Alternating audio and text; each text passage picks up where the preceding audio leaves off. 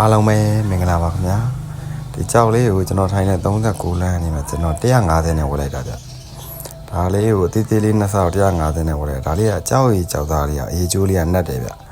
ကျွန်တော်ကကြောက်ကိုကျွန်တော်ရွှင်လာမလားဒါခေါင်းအောင်ပါဗျာဒီမှာဒါကျွန်တော်နဲ့ဒူဒီကြောက်လေးကြည့်ဗျဒီကြောက်လေးနှစ်ဆောက်ပါဗျာကျွန်တော်150နဲ့ဝယ်လိုက်တာ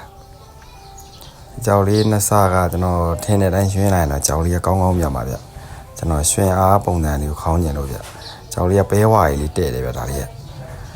ရွှင်လာရင်တော့ဝါရီတဲ့ပေါ့ဗျာဒါကျွန်တော်ကြောက်ဝိုင်းနဲ့ဖြတ်ခုံမှာတခါလေးဖြတ်တာဗျဒါကကျွန်တော်တို့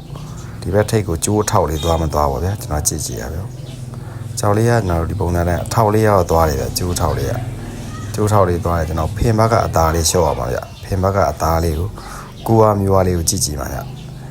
ဒါကျွန်တော်ဖင်အားလေးမှာအသားလေးကိုကြည့်အော်ဒီကောင်လေးကကျွန်တော်ဖင်ဘက်မှာကျွန်တော်တို့မျိုးရန်လေးရကျွန်တော်ရော့ပြီးကျွန်တော်တို့အနောက်လေးပါတယ်ဗျအနောက်လေးပါတယ်ဗျဒီပုံစံတိုင်းကျွန်တော်တို့ဖင်ရအသားကိုကုန်းအောင်ခွာမရမယ်ပုံစံဗျဒါကျွန်တော်အလေကောင်းနေမှာပိုင်းပြတာပါဗျာအလေကောင်းနေမှာလို့ပိုင်းပြတယ်ကျွန်တော်တစ်စားထုတ်တော့မှာမဟုတ်လို့ဗျတစ်စားထုတ်အောင်အလေကောင်းနေပိုင်းလိုက်တာတော့ကကျွန်တော်တို့ဖင်ရအသားလေးတွေကိုပြောင်းမှကျွန်တော်ပြောတဲ့တောက်အားပုံစံလေးရမှာဗျဒါကျွန်တော်ဖင်ရအသားလေးကကျွန်တော်နည်းနည်းလေးကတ်တာကိုကတ်တဲ့ပုံစံတိုင်းမြင်နေတာကျွန်တော်အသားလုံးဝအထက်မခံဘူးအနောက်လေးပါပြီးတော့ဖင်ရအသားလေးကမျိုးရန်လေးအောင်လည်းထိုင်းသွားတဲ့ပုံစံလေးဖြစ်လာဗျကြောက်ကကျွန်တော်တို့ဝါမလာပိုင်းနဲ့နည်းနည်းပဲဆန်သွားတဲ့ပုံစံလေးဗျဒါမှအသားနည်းနည်းကြံတော့အထက်မခံတော့ကျွန်တော်အသားလေးကိုပပလေးကျွန်တော်ပုတ်ပြီးတော့လျှော်တာပါဗျဒါလေးကကြောက်ကဒီဘက်စတော့ပြောမှဆိုရင်ဒါကျွန်တော်ဖြတ်လိုက်တဲ့အနေထားမှာပြတ်တယ်ဗျဒီခေါင်းသားလေးမှာတစ်ချက်ပြန်ကြည့်ရမှာဗျဒါတော့ကျွန်တော်ခေါင်းသားလေးပါဗျ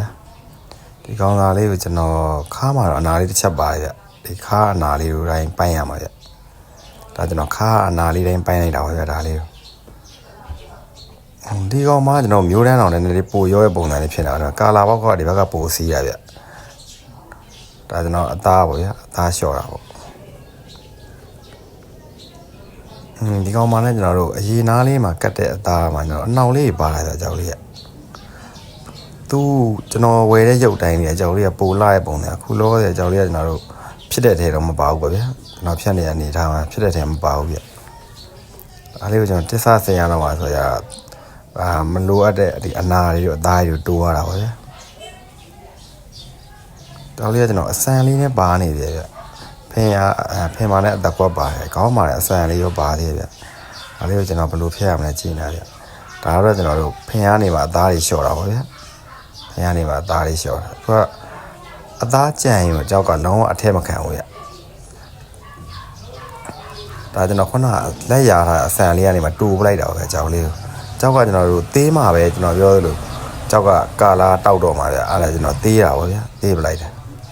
ဒါဖင်ကနေမှကျွန်တော်အသားထုကြံတော့အသားပါးလေးလျှော့တာပါဗျာအဲကြောက်ကမှဘေးမှာအသားလေးနည်းနည်းလေးကြံတော့လုံးဝအထက်မခံဘူးဗျအဲ့လေးကိုကျွန်တော်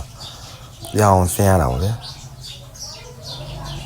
ဒီတိုင်းလေးကြောက်လိုင်းလေးရောက်ကောင်းတယ်ဗျကျွန်တော်အားလုံးဖြတ်ပြီးတော့အနေထားလေးမှာဒီတိုင်းလေးရတယ်ဗျဒီတိုင်းလေး3စာကိုကျွန်တော်ပြန်တိုက်ခိုင်းလိုက်တော့ဒီကြောက်လေးကို85သိန်းပေးတယ်ဗျ85သိန်းပေးပဲဒီတိုင်းလေးကိုအောင်တိုက်ခိုင်းတော့လည်းမရဘူးဗျ2ရက်လောက်တိုက်တာနဲ့85သိန်းပေးတာကျွန်တော်ရောင်းပလိုက်တာဗျကျွန်တော်ဝယ်တော့ကလည်း150နဲ့ဒီပွဲသားလေးတွေကဝယ်တာဗျပြန်ရောင်းတော့85သိန်းသူ့ပဲရောင်းခိုင်းရတာပါဗျာဒါလေးကိုကြည်ချင်းအားဖြင့်အားလုံးဘူးသူရရကြမယ်လို့ထင်ပါအားလုံးမင်္ဂလာပါလို့ကျွန်တော်နှုတ်ဆက်ပါတယ်ခင်ဗျာ